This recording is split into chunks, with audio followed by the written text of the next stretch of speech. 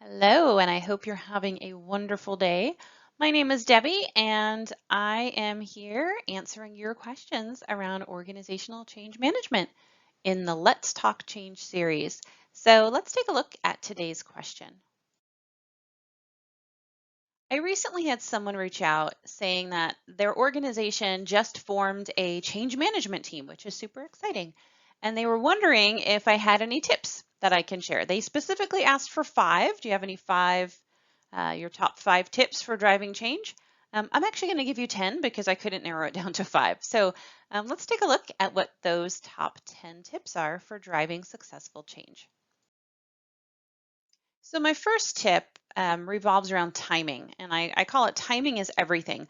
What I find happens very often is that organizations focus on what is changing. Now that could be a process change or a new technology rollout. They focus on the what, and then later on, once they're ready for their employees to start actually changing, then they focus on the people, the who is changing. And really, to have the best results more quickly, you really want to plan for your user readiness, right? Your people change along with your process or technical readiness, right? The what is changing. So you really want to plan for those in parallel.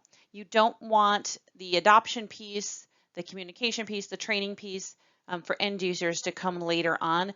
Really important that they are parallel work streams. So as you're designing your change plan and your change strategy, make sure you're accommodating both for the what is changing as well as who needs to change, and that you're planning for user readiness in parallel.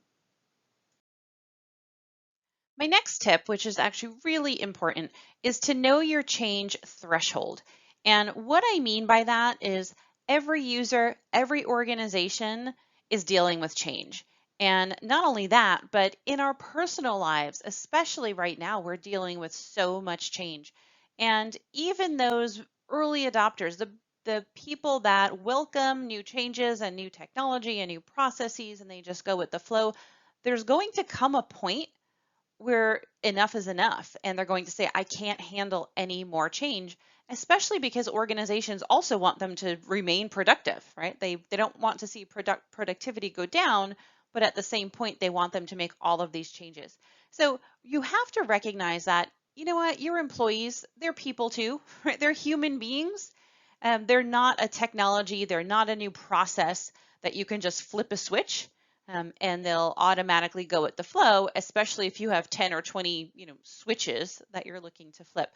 So take stock of how much you're actually trying to change at once. And then also consider what's going on in the world and how much change and uncertainty are people going through in their personal lives. And really see if you might be trying to change too much at once. I personally use three as my threshold.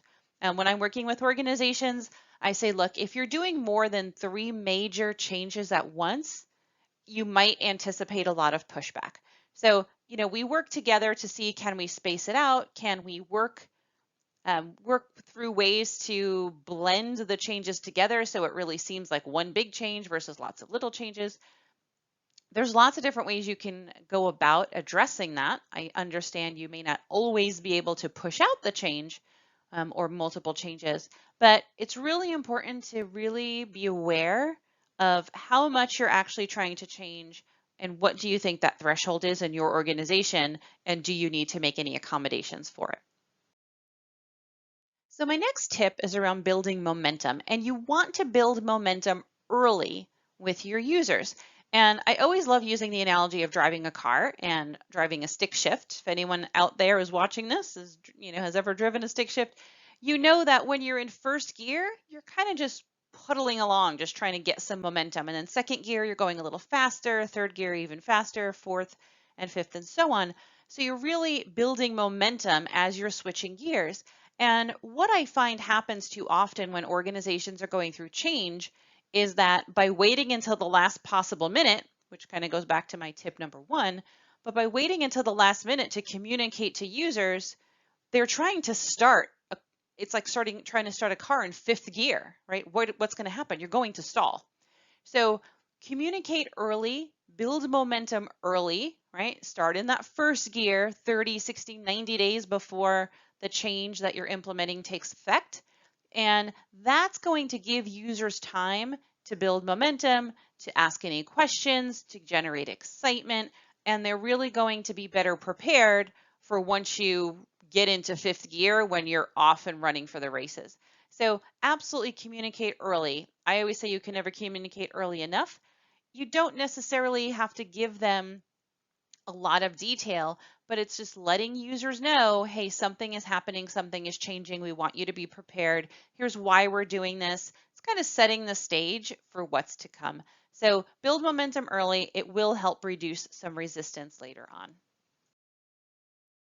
So this tip I use very often when I'm working with customers and they're creating their communications out to users. And I call it don't send a vegan to a steakhouse. And if you get that visual, right, if you have a friend or a family member who's a vegan and there's a brand new steakhouse opened up in your neighborhood, you probably wouldn't recommend that they go to that steakhouse, right? They're not going to find anything of value there. They're not going to be able to eat anything. They're not going to enjoy it. And the reality is, as human beings, we're emotional beings. We make decisions in our lives based on what feels good to us, what we find value in. So where I'm going with this is as you're creating your communications out to your users about the change that's about to happen, make sure you're incorporating value messaging, but that value messaging has to be from the user's point of view. What is going to resonate with the user? As an example, I have a lot of companies, they write their value messaging that reads something like, hey, we're deploying this new technology because it'll help increase your productivity.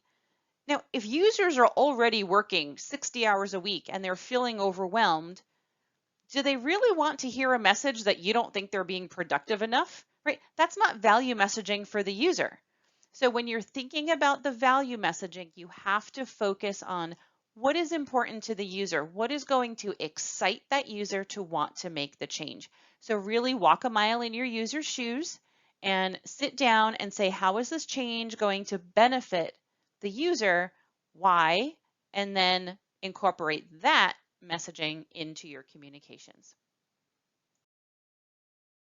Okay, no matter how much value messaging you do and how early you communicate, you will still likely have those people that push back. And honestly, I tell customers all the time, embrace the resistance, which is my next tip. Resistance, honestly, it's a normal human reaction to change. Any change in our personal lives, right? Think about it. If you were driving to work and all of a sudden you encounter a roadblock, and you have to take a detour, right? You get stressed out, you get angry, you're like, what's happening? What's going on? It kind of throws you off your game, if you will. So resistance is simply a normal human reaction. So I say you have to plan on it. Plan that at least some people are going to push back. But I also don't want you to spend all of your effort on that 5 or 10% of your user base that are those resistors or those laggards. So I say don't worry about getting 100% of your users on board from day one. Focus on the 80% or the 90% of users who you feel are either early adopters or at least those that are informed adopters that once they have enough information, they're willing to make the change and adjust to whatever you need them to do. And then, you know what? Those resistors, they will come along in due time. They will come along once they see their peers using the different processes or technology. Or you might, after the rest of your organization is up and running, maybe you get those resistors some special training or some special handholding to get them over to your side a little bit later on. But embrace the resistance. It's amazing to me how so many organizations I work with are still surprised that people push back. And I'm like, why wouldn't they? Right? I mean, as adults, you don't like to be told what to do, right? You're going to push back. You're going to question it. So it makes sense that there will always be people in your organization that resist. And it's just expected. You should build it into your plan and think through what can you do for that percentage of users that are those resistors, and then maybe make a special plan, as I mentioned, later on to help them get that last mile through the change. So my next tip revolves around variety, and this tip could actually help with the previous one around resistance. And it's really around variety in how you communicate, variety in how you train, and variety in how you support. Because the reality is every single person in your organization learns differently, they absorb information differently, they look to different channels to get support that they need. So you want to incorporate. I like to use the rules of three. So I say always communicate in three different ways, right? It could be email, it could be a blog post, it could be posters or digital signage, learning, right? Maybe you have training videos, you have live training, you have little user guides. I like to use the rule of three at a minimum. So three ways to communicate, train, and support. And my phrase there, you see that says even identical twins are different. And this is actually an explicit example from a customer I worked with in the past. And he was very adamant that his organization was just going to send an email with a link to training. Right? Email is the main way they communicated. They said, great, we created some training videos, and that's all we're offering up users.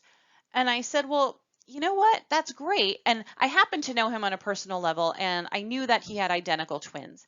And I said, well, that's great. And I see where you're coming from because you have identical twins at home. So, you know what? They're identical. They learn the same things. They play the same sports. They like the same colors. They eat the same food.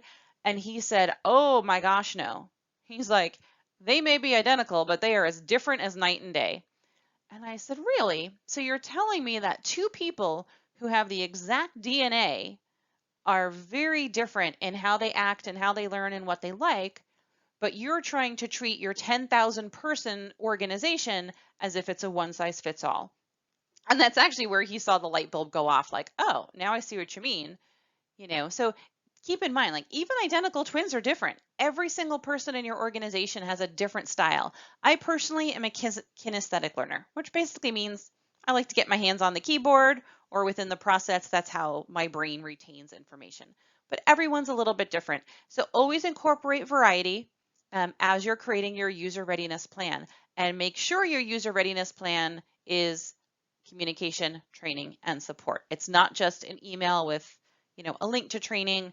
It's really about the messaging. It's about how they're learning, and it's about how they can get their questions answered throughout the process. So I often get questions from customers around their readiness plan, right, which we talked about in the last tip. And they say, well, how do we know if this message will resonate? How do we know if it's the right level and depth of training? So I tell them, take your plan for a test drive, right? Just like you would not drive a car off the lot if you're going to buy a new car without test driving it first, take your readiness plan for a test drive. Now, chances are, if you're deploying a new technology or if it's a big major change in your organization, you'll pilot it first, right? You're going to turn it on for a certain group of users and get some feedback. So I say use your pilot as an opportunity to test out your readiness plan. Use the exact communications, use the exact training that you're planning on sharing with the rest of your users. I personally, the way I test support is I come up with a series of canned, fake support questions, and I will tell my pilot audience, I will say, go call the help desk and ask them this question. It's a question that I assume most users will have because I want to make sure that the help desk is ready to answer the questions. Right? And then as part of your feedback, you're asking not just for feedback on the tools or the technology or the process, you're asking for questions around the training and the support readiness. And did the message resonate with you? Was it clear enough? Was it too long? Was it too short? So take your plan for a test drive. A pilot is not just about technical readiness or process readiness. It's also about validating user readiness. Tip number 8 revolves around support groups, and we're all familiar with various support groups in our everyday lives, right? There's recovery groups and there's fitness groups. It's really groups of people coming together to share their stories, to share their questions and concerns, and really get the support they need from like-minded peers. So support groups go a long way in helping people reach their goals, both in personal lives and in business. So for whatever change you're going through, Your peers, right? Peers of one another are going to be your biggest allies in getting through the change. So I say create a champions community. And I put with rewards, a lot of times when you reward the champions, maybe they get early access to technology, maybe they get a gift card, maybe it's part of their annual review that they did, something above and beyond. So they get rewarded a little bit more by being a champion, but it really can help you evangelize the change. I've heard from peers and they say they're pretty hesitant to go to their manager or go to an executive and say, I don't really get what we're doing. But they're not afraid to go to their colleague, right? Someone who can relate to them, someone who understands the exact thing that they're going through. So create a champions community, allow them to support one another. There's so many different ways you can set that up. It could be pretty formal, where there's, a weekly focus group, or there's surveys, or it could be informal, where there's just an email alias or a group chat or something that people can ask questions to. So lots of different ways you can set up a champions community, learn what works in your organization, and get it going, because it will be such a great advocate for you um, as you're driving through both the change immediately and then sustaining the results ongoing. So this next tip, we're up to tip number 9, is around setting mile markers. And, think about if you were running a marathon as an example, right? You don't just want to track once you get to, the 26.2 miles. I think it's 26.2, right? Um, you want to know, okay, I'm at mile marker 1, mile marker 2. You want to know that you're on track. It also helps you know that you're staying on the right path, right? If you're running for miles and miles and you're like, wow, I haven't come across a mile marker in a while, you may have veered off track. You may have veered off the path. So mile markers, they could be their milestones, their goals. They're things that you set both along the way and at the finish line to let you know that you're on track. And it also helps you know if you're veering off track so that you can revert and get back on track much more quickly. And it lets you know if you were successful. I can't tell you how many customers I work with that don't set goals, and then they're saying, well, I guess it worked, and their CEO is saying, well, how successful were we? And they're like, I don't know. We just pushed out the change, right? So set goals. And it's not just your end goal. It's mile markers, or those milestones along the way. And I always like to recommend a mix of both qualitative and quantitative goals. So that could be hard data telemetry, so usage of a technology or clicks within a process, but also qualitative, where you're getting user feedback and user sentiment, because both of those lead to success. And always make sure your goals are SMART. If you're not sure what SMART goals are, you can go ahead and Google that. It stands for a couple of different things depending on which definition you look up, but it's really about being specific, right? Your goals should be very specific, not just I want to lose weight, but I want to lose 5 pounds, right? So very specific, measurable, right? So you should be able to measure those goals. You should have the tools and the technology to measure whatever goals you're setting out. They should be attainable, right? So you don't want to say, I'm going to lose 100 pounds this week. It's not really attainable. So you want to set realistic goals, attainable, realistic is the R, and then timely. You want to make it time bound, of, when do you expect to get there? So all of those will help keep you on track, or acknowledge if you're veering off track, because what you don't want to do is get too far down the road and say, oh, wow, we really veered off and we don't know how to get back on track because we're so far off our path. So set mile markers, create those milestones, as well as set some long-term specific goals. All right, we're coming down to the wire here. We're up to tip number 10. Tip number 10 is about nurture to grow. And what that means is you can't just turn on a new process or deploy a new technology and then keep your fingers crossed and hope that everyone will start using it and adopting it. Even if you can drive a lot of excitement up front, that excitement's going to, taper off. It's going to wane over time. So you want to have an operational plan that's going to help nurture that change, nurture your users, where you can really grow adoption, grow reception, and really retain and maximize your ROI, right? It's kind of like in the picture here, planting a tree, right? You don't just plant a seed and water it once or twice and then leave it alone. You have to continue to nurture it if you really want it to grow. So make sure that you have an operational plan that extends after the change is implemented so that you can check in with your users. Maybe this is a great way for your champions to engage here, right? To keep that momentum going into the future. You want to do things like surveys and focus groups and really hear from users. You want to keep track of your goals, make sure that you're staying on track for meeting your goals. You're not going to reach every single goal on day one, right? So you want to say, what are we expecting to realize 30 days out, 60 days out, 90 days out, and then make a plan to measure those goals, and then have a mitigation plan. So if you're veering off track, you can get back on track. But thinking through an operational plan when you're in the planning stages is super important because it shows that you have a holistic approach to the change that you're going through. All right, I wanted to add one more tip, and that is around being prepared for curveballs. If COVID-19 taught us anything, it's about the fact that life is unpredictable, and unplanned changes are simply a way of life and a way of business. So your organization really needs to start becoming more agile, more flexible when it comes to adapting more quickly to change. What I encourage customers to do is think through scenarios. Think about what worked well. How did you react, to COVID back in March of 2020?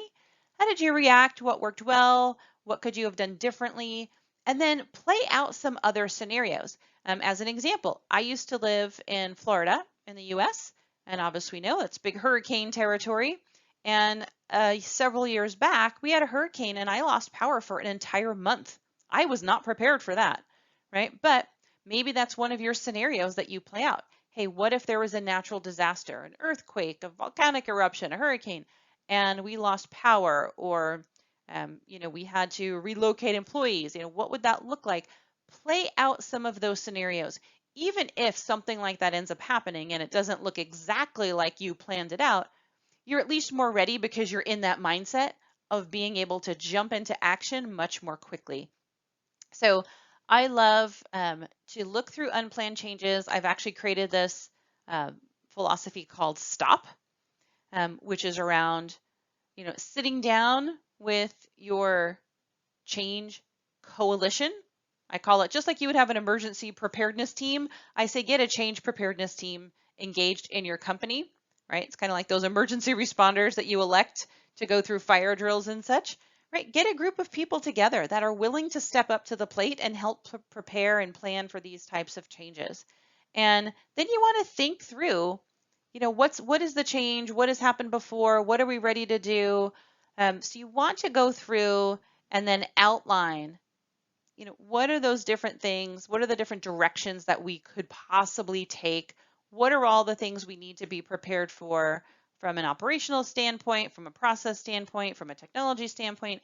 And then you just want to plan it out, right? It's really about coming together and building that plan. And again, it may not look exactly like you plan it out, but the more you can role play and the more you can talk through some of those scenarios, the better prepared you're going to be for some of those curveballs. Because honestly, it's going to happen in our lives, right? Sometimes it's our personal lives, sometimes it's professional lives, things you weren't really ready for.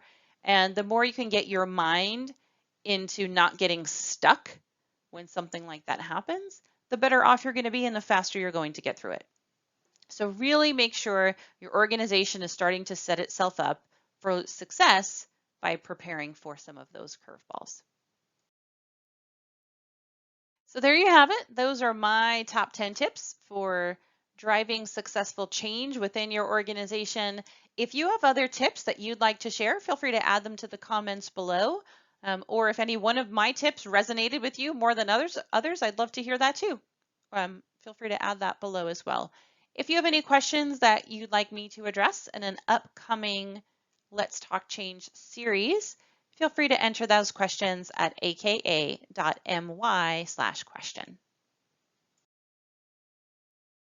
And with that, I am logging off. Thanks so much for watching. Have a fabulous day, and we hope to see you again soon. Bye.